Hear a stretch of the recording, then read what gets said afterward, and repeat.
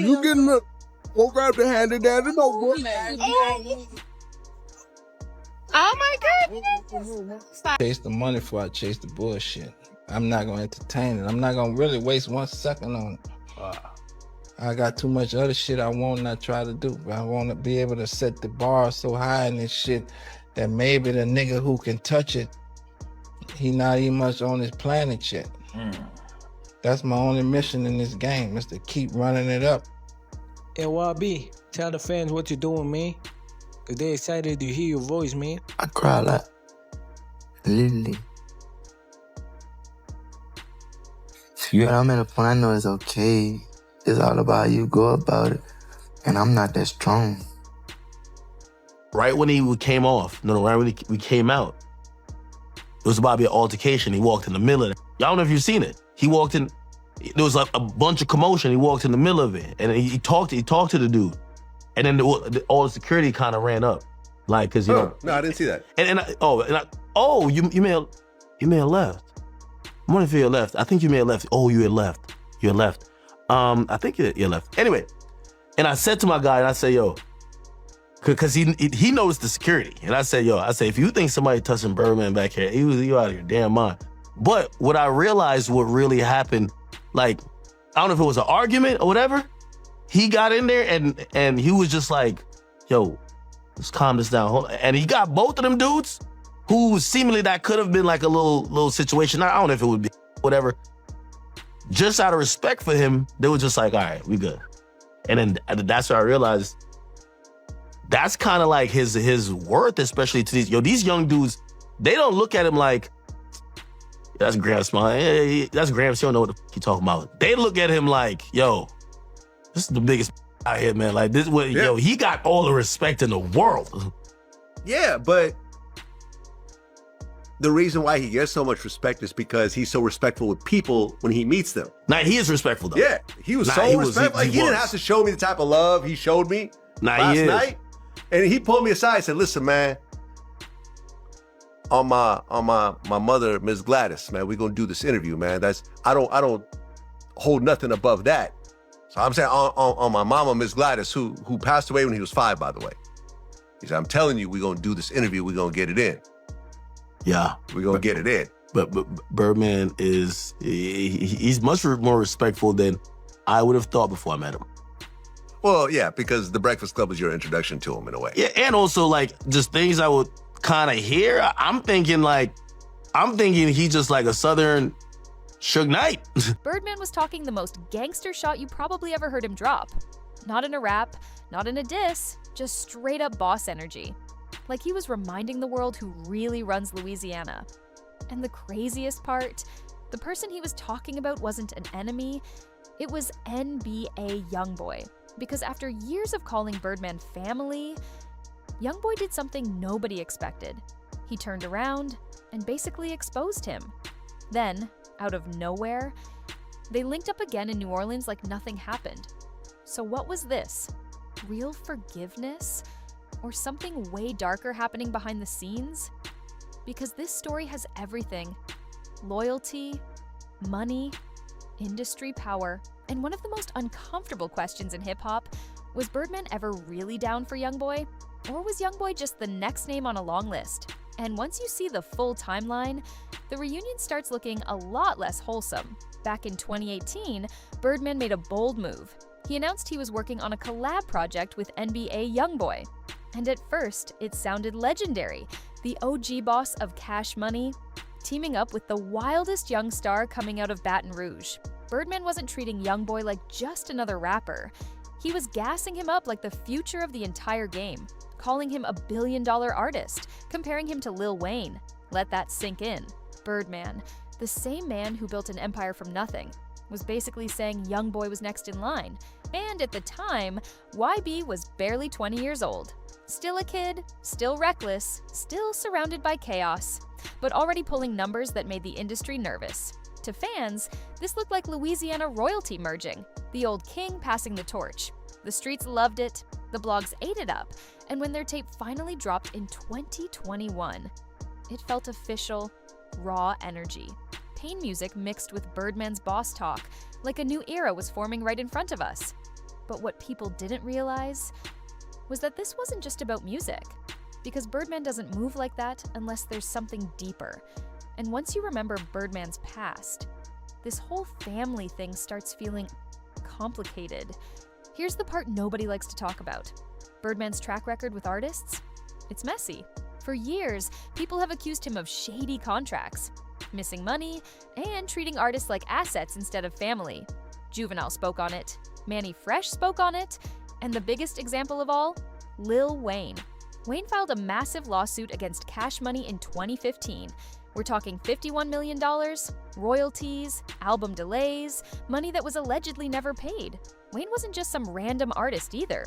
That was Birdman's golden child, the one he raised, the one he called his son. So when Wayne and Birdman fell apart, the whole culture started side-eyeing Stunna differently. And what's even crazier, Wayne actually warned YoungBoy. On a track in 2020, Wayne dropped a line that people brushed off at the time, but it aged like prophecy. He basically said he told YoungBoy to watch out for the old head, meaning Birdman. Back then, nobody cared, because YoungBoy and Birdman looked tight. They were smiling, linking up, calling each other family. But Wayne knew Birdman better than anybody alive. And if Wayne was warning you, that's not random, that's experience talking. And while the public thought everything was love, YoungBoy was entering the darkest chapter of his life. And that's when things started cracking. To understand why this blew up, you have to understand what YoungBoy was going through. His entire career has been tangled with cases. Since he was a teenager, it was always something. Assault charges, weapons charges, court dates, probation. Then in 2020, federal gun charges put him in real danger. By 2021, he was placed on house arrest in Utah. And imagine that. You're one of the biggest rappers in the world. Millions of fans, billions of streams, and you're stuck inside your house like a prisoner. No tours, no performances, no real movement, just walls, time, pressure. And that kind of isolation changes people, because when you're locked down, you start replaying everything. Who's really there? Who's using you? Who's solid?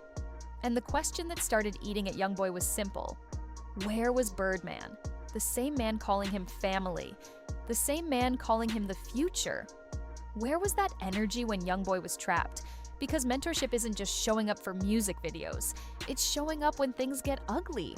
And from YoungBoy's perspective, that support wasn't hitting the way it was promised.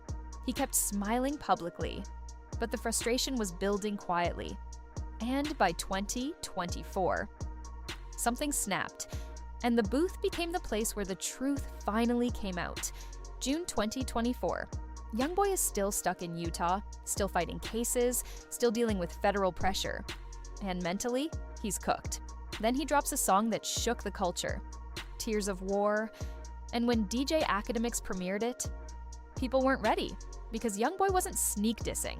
He wasn't playing, he said it directly.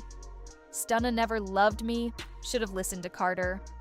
That bar hit like a bomb. Stunna is Birdman, Carter is Lil Wayne, meaning YoungBoy was admitting something crazy. Birdman never really cared, and Wayne tried to warn him. That wasn't rap beef, that was betrayal, that was pain. That was a kid realizing the OG he trusted might have been fake the whole time. The internet exploded instantly. Blogs went crazy, fans dissected every line, and everybody asked the same thing. Is YoungBoy exposing Birdman the same way Wayne did?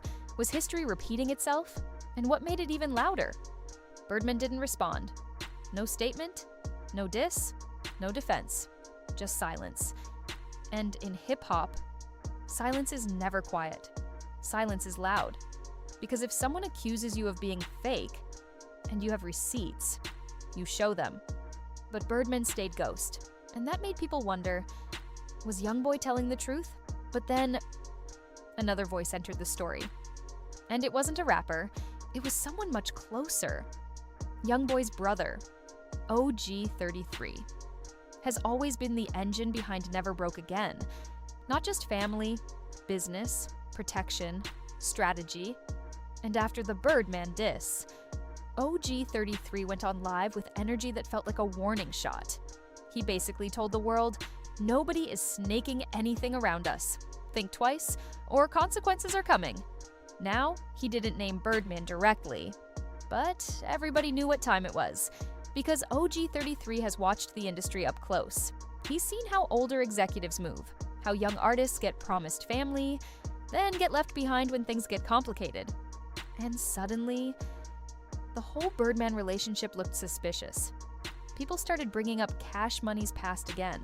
The unpaid money, the lawsuits, the broken trust. And YoungBoy was now the newest superstar saying the same thing.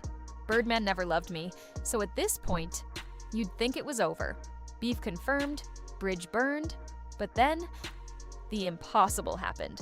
August 2025, New Orleans, Canal Street, and out of nowhere, Birdman and YoungBoy are spotted together, hugging, throwing money, walking with heavy security like it's a movie. The same two men who were just at each other's necks. Now looking like family again. The internet lost its mind, people were celebrating. Beef squashed, Louisiana unity, growth.